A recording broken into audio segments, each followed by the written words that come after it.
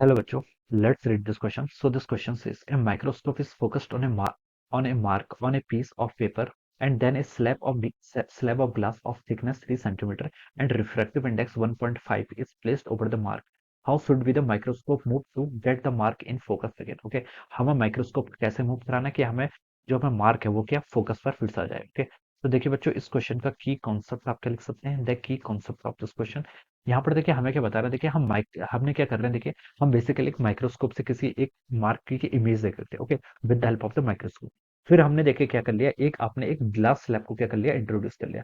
Glass slab को introduce करेंगे तो देखिए जो इमेज होगी उसकी, जो आपकी इमेज होगी वो क्या दिखाई देगी, हमें थोड़ी नियरर दिखाई देगी। ओके, तो हमें यहाँ पर क्या बताना, देखिए नियरर दिखाई देगी तो हमें बताना कि how should be the microscope move, microscope को कितना मूव कराए कि वो फिर से उसके फोकस पर आ जाए। ओके, यानी कि फिर से उसके least distance of clear vision पर आ जाए। ओके, ये हमें कैलकुलेट करके बताना है। तो देखिए बच्चों, इस क्वेश्चन का की कॉन्सेप्ट आप क्या लिख सकते हैं, अपेरेंट डेप्थ लिख सकते हैं। क्या लिख सकते हैं आपका, अपेरेंट डेप्थ। अपेरेंट डेप्थ क्या होती है, देखिए बच्चों जो डेप्थ आपको दिखाई देगी ये किसके इक्वल होती है, it is equal to real depth divided by the refractive index. किसके इक्वल होती है, देखिए हम यहाँ से लिख सकते हैं, देखिए जो आपकी अपेरेंट डेप्थ होती है it is equal to the real depth जो होती है डिवाइडेड बाय न्यू। न्यू क्या होता है आपके यहाँ पर से, रिफ्रैक्टिव इंडेक्स। ओके, तो इस फॉर्मूले का हम क्या करते हैं, यूज कर सकते हैं। या फिर देखिए हम इसको ऐसे बोलते हैं, distance of image. Okay, it is equal to distance of object divided by the refractive index, relative refractive index बोलते हैं। ओके, लेकिन यहाँ पर आपका क्या है, जिस मीडियम में हम देख रहे हैं एयर है, यहाँ पर रिफ्रैक्टिव इंडेक्स लिख लेंगे। ओके, देखिए बच्चों सिचुएशन ऐसी, मान लीजिए आपके पास एक मार्क है। ओके, इसके ऊपर आपने क्या कर लिया, एक यहाँ पर ग्लास स्लैब ऐसे रख दी। ओके,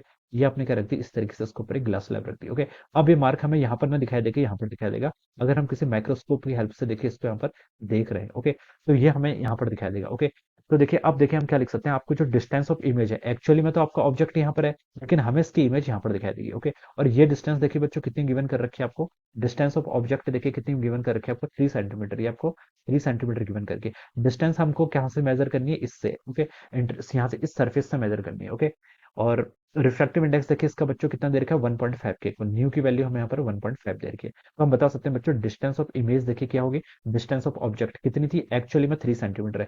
डिस्टेंस हमको देखिए यहाँ से मेजर करनी, तो हम लिख लेंगे इसको 3 centimetre divided by refractive index कितना है आपका, 1.5 गिवन है। तो हम बता सकते हैं जो इमेज की डिस्टेंस होगी वो हमें कितनी दिखाई देगी, 2 सेंटीमीटर, यानी कि इमेज हमें यहाँ दिखाई देगी। तो ये डिस्टेंस बच्चों कितनी होगी आपकी, 2 सेंटीमीटर के इक्वल होगी। ओके, अब देखिए पहले जब ये 3 सेंटीमीटर में था तब तो हमें देखिए प्रॉपर इमेज दिखाई दे रही थी। अब देखिए तो हम बता सकते हैं कि डिस्टेंस कितनी होनी चाहिए, 3 सेंटीमीटर। ओके, तो अब देखिए इमेज आपकी 2 सेंटीमीटर पर बननी, इसका मतलब हमें माइक्रोस्कोप पे कराना पड़ेगा, मूव कराना पड़ेगा 1 सेंटीमीटर अपवर्ड डायरेक्शन में, तभी ये उसके करेक्ट फोकस पाएगा। ओके, तो हमसे ये पूछा था कि how should be the microscope move to get the mark in focus again. Okay, तो हम बता सकते हैं इमेज की डिस्टेंस अब 2 सेंटीमीटर होगी है, तो अब हमें क्या करना पड़ेगा, 1 सेंटीमीटर माइक्रोस्कोप को अब डायरेक्शन में मूव कराना पड़ेगा। ओके, तो 1 centimetre upward, option C, this will be the right answer of this question. क्या लिख सकते हैं यहाँ से, ऑप्शन सी क्या हो जाएगा, इस क्वेश्चन के करस्पॉन्डिंग आपके यहाँ से करेक्ट आंसर हो जाएगा। ओके, तो इस तरीके से हम क्या करेंगे, इसको सॉल्व करेंगे। ओके, यहाँ पर लिख भी लेता हूँ, देखिए 3 सेंटीमीटर माइनस 2 सेंटीमीटर करेंगे, तब आपका जो डिस्प्लेसमेंट है, this is a displacement of the microscope. ये क्या आएगा आपका, माइक्रोस्कोप का डिस्प्लेसमेंट आएगा,